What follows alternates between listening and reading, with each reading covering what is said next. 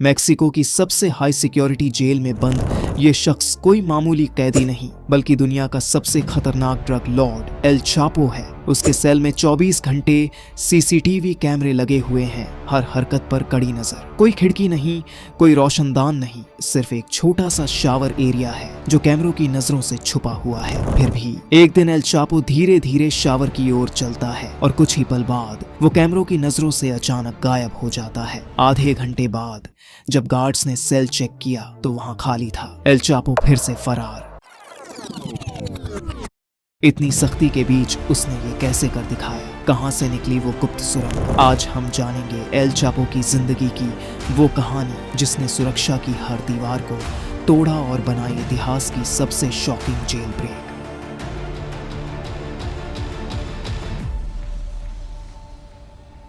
L Chapo का असली नाम है जोआकिन गुज़मान, जो 1957 में मैक्सिको के एक छोटे से गांव बदिराग्वाटो में पैदा हुआ था। उसकी ड्रग्स की दुनिया में एंट्री उसके परिवार से मिली क्योंकि उसका पिता खुद भी एक छोटा मोटा ड्रग डीलर था। बचपन में ही पिता ने उसे घर से निकाल दिया था। रोजगार के बिना एल चापो के पास गुजारा करने का कोई जरिया नहीं था। काम तलाशने के बाद भी जब कुछ हाथ नहीं लगा तो उसने ड्रग्स की फार्मिंग एंड सेलिंग स्टार्ट कर दी। सिर्फ 15 साल की उम्र में वह अपने लिए एक सुनसान इलाका चुनता और वहां marijuana उगाने लग जाता। धीरे धीरे उसकी ड्रग्स की तस्करी इतनी बड़ी हो गई कि 1990 के दशक में मैक्सिको के सबसे बड़े ड्रग लॉर्ड्स ने उसे अपनी गैंग में शामिल होने का ऑफर दिया। उसने एल गुएरो पल्मा नाम के ड्रग ट्रैफिकिंग गैंग को ज्वाइन किया। यहाँ एल चापो स्मगलिंग ऑपरेशंस की निगरानी करता था और अपने काम में इतना कड़क था कि डिलीवरी में लेट होने या किसी गलती पर वह सीधे डीलर को मार डालता था। 1980 के दशक में एल चापो ने एक ऐसा कदम उठाया जिसने उसकी किस्मत हमेशा के लिए बदल दी। उसने उस वक्त के सबसे ताकतवर ड्रग लॉर्ड एल पद्रीनो गलियार्डो की गैंग को ज्वाइन कर लिया, जिसका नाम सुनते ही उस दौर में एजेंसियां तक कांप उठती थीं। इस गैंग में एल चापो को फिर वही जिम्मेदारी दी गई जिसमें वो मास्टर था, लॉजिस्टिक्स और शिपमेंट मैनेजमेंट। वो कोलंबिया से मैक्सिको आने वाली ड्रग्स पर नजर रखता और उन्हें यूएसए तक पहुंचाने की पूरी स्ट्रेटेजी बनाता। लेकिन 1989 में जब गलार्डो को गिरफ्तार कर लिया गया तो वो एम्पायर एक झटके में बिखर गया। इसी पल एल चापो ने मौका पहचाना और खड़ा किया सिनालोआ कार्टेल गैंग। अब अमेरिका तक ड्रग्स भेजने के दो रास्ते थे। पहला, कैरिबियन सी के जरिए सीधा वाटरवेज। दूसरा, मैक्सिकन बॉर्डर के जरिए जमीनी रास्ता। यूएस एजेंसियों का फोकस पूरी तरह द कैरिबियन रूट पर था। वहां के कई डीलर्स पहले ही पकड़े जा चुके थे। एल चापो ने यही देखा और उसी कम नजर आने वाले जमीनी रास्ते को अपनी ट्रेडिंग लाइन बना लिया। वो सिर्फ एक स्मगलर नहीं था, वो एक चालाक प्लानर था। उसने मेथाम्फेटामीन, हीरोइन, एक्सटेसी, कोकेन और marijuana जैसी हाई प्रॉफिट ड्रग्स पर फोकस किया और इनके लिए डाइवर्सिफाइड चैनल्स तैयार किए। शुरुआत में वो कोकीन को उन चीजों में छिपाकर स्मगल करता था जिनमें स्मेल डिटेक्ट करना मुश्किल होता था, जैसे फायर एक्सटिंग्विशर, चिली के कैन और कार के रिम्स। ड्रग डिटेक्शन डॉग्स भी इन ट्रिक्स को नहीं पकड़ पाते थे, लेकिन बड़ी मात्रा में ड्रग्स, खासकर हीरोइन और मेथ, इन तरीकों से नहीं भेजी जा सकती थी। और यहीं पर एल चापो ने वो तरीका अपनाया जो उसकी सबसे बड़ी पहचान बना, टनल्स। अंडरग्राउंड टनल्स जो मैक्सिकन जमीन के नीचे से होते हुए सीधे अमेरिकी बॉर्डर तक पहुंचते थे। इतने एडवांस, इतने छुपे हुए कि किसी को शक तक नहीं होता। एल चापो जानता था कि ड्रग्स सिर्फ उगाने या बेचने से दौलत नहीं आती, असल खेल है सिस्टम बनाने का।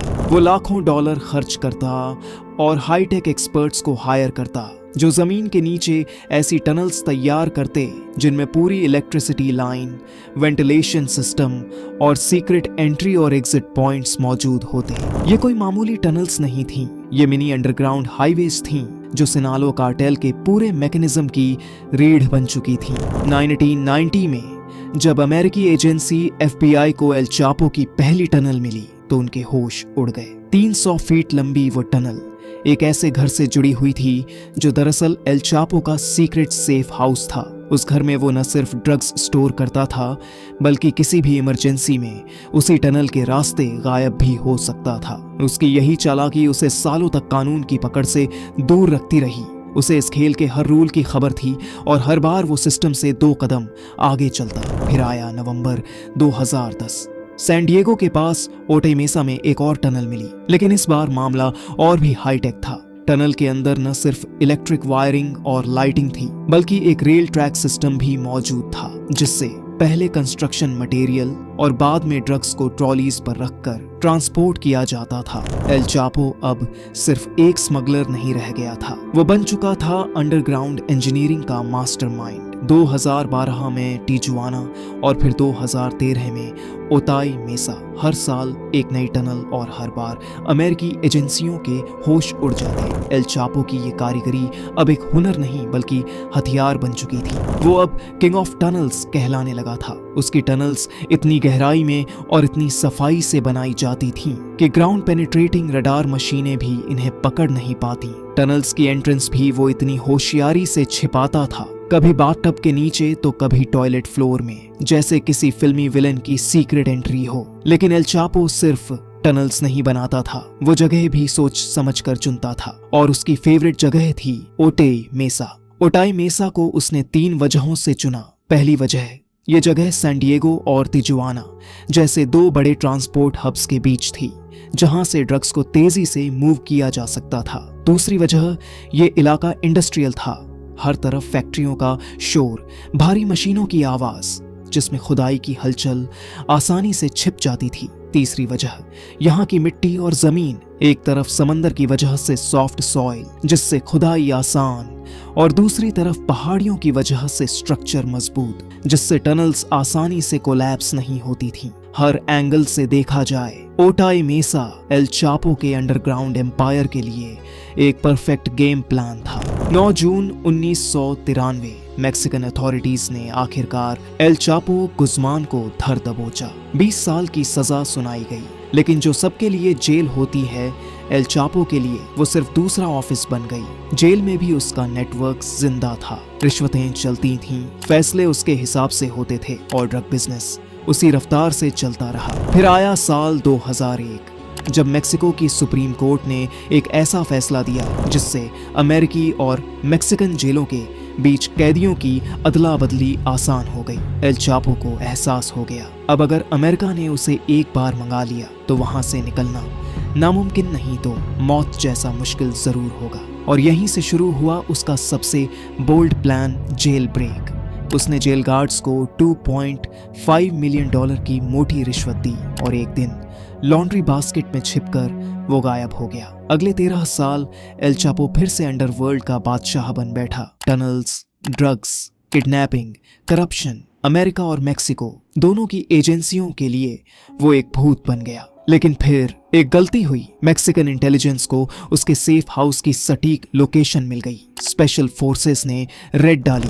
एल चापो पहले से तैयार था। बाथरूम के टब के नीचे एक सीक्रेट टनल बनवा रखी थी। वो उसी में कूद गया और भागने लगा। लेकिन इस बार किस्मत साथ नहीं थी। ट्रैप पहले से बिछ चुका था और कुछ ही घंटों में एल चापो फिर से पकड़ा गया। उसे भेजा गया मेक्सिको की सबसे हाई सिक्योरिटी जेल में, अल्टीप्लानो मैक्सिमम सिक्योरिटी प्रिजन। चारों तरफ CCTV, gun towers, laser system और हर एक मूवमेंट पर स्पेशल निगरानी। लगता था अब कहानी खत्म हो चुकी है, लेकिन असली कहानी तो यहीं से शुरू होती है। 11 जुलाई 2015 की रात एल चापो रोज की तरह अपनी जेल सेल में टहल रहा था। 8:50 उसे आखिरी बार शावर एरिया के पास देखा गया। वो जेल का अकेला कोना था जहां कैमरे की नजर नहीं पहुंचती थी। फिर आधे घंटे तक कुछ नहीं। स्क्रीन पर एल चापो मिसिंग था। जब गार्ड्स ने दरवाजा खोला तो शावर के फ्लोर में एक गहरा छेद दिखा। गटर नहीं, एक एंट्रेंस।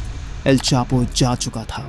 उसने शावर फ्लोर के नीचे से एक टनल खोदी थी जो सीधे 1.5 किलोमीटर दूर एक कंस्ट्रक्शन साइट तक जाती थी। इस टनल में बिजली, वेंटिलेशन और एक मोटरसाइकिल लाइन पर चलने वाला ट्रॉली सिस्टम मौजूद था, जिससे वो सिर्फ भागा नहीं बल्कि फर्राटा भरते हुए गायब हो गया। ये था दुनिया की सबसे सिक्योर जेल से इतिहास का सबसे बोल्ड एस्केप। 33 फीट नीचे और 5 फुट 7 इंच चौड़ी वो टनल इतनी बड़ी थी कि कोई भी इंसान आसानी से घुटनों के बल चलकर निकल सकता था। सब कुछ प्लान के मुताबिक हुआ था, लेकिन इस बार उसकी आजादी ज्यादा देर नहीं टिक सकी। 8 जनवरी 2016 लॉस मोचिस में मौजूद उसके सेफ हाउस पर मैक्सिकन मरीन्स ने रेड मारी। भीषण गोलीबारी के बाद एल चापो एक बार फिर कैद में था, लेकिन अब की बार अमेरिका कोई रिस्क नहीं लेना चाहता था। 2017 में मैक्सिकन सरकार ने एल चापो को यूएस अथॉरिटीज के हवाले कर दिया। आज वो है सुपरमैक्स प्रिजन कोलोराडो में, दुनिया की सबसे सख्त जेल, जहां से किसी का भी भाग पाना नामुमकिन माना जाता है। लेकिन फिर भी एल चपो के नाम से जुड़ी एक छाया अब भी वहां मंडराती है, क्योंकि जितनी भी सिक्योरिटी हो, यूएस गवर्नमेंट आज भी उस एक डर से कांपती है। उम्मीद है आपको ये वीडियो पसंद आया होगा। हम फिर मिलेंगे एक नई कहानी, एक नए राज और एक नए रोमांच के साथ। धन्यवाद।